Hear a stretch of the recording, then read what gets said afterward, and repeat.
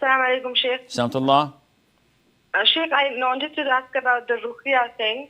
I suffer from a problem and everybody has asked me to perform ruqyah. It's related to marriage and I'm not getting married. So can you suggest something that is, I can do it for long? Because when it's a long procedure, I usually fail to keep up with it. I can do for 2-3 months and then I stop. Is there anything short and powerful that can be done consistently apart from the morning and evening azkar?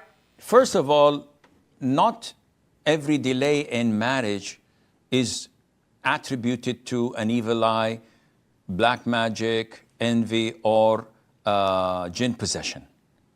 Therefore, it is not correct that every shortcoming or a calamity that befalls upon us in our lives, we tend to use this to blame whatever is happening to us. So the wife is nagging, she's possessed by jinn. The child did not pass his exams, it's an evil eye. I had a flat tire, it is envy. I didn't get a raise, this is black magic. No, this is not the way.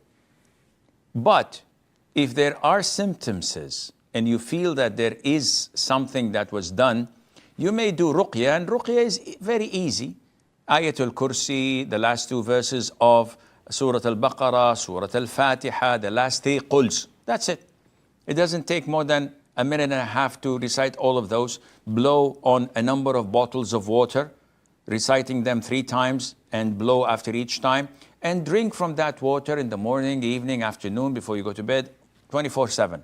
Only drink from these bottles of water while making a lot of dua in your sujud, that Allah Azza wa Jal cures you if there is anything to be cured from, and to send you a righteous, pious spouse, and inshallah things would be to the better. Mustafa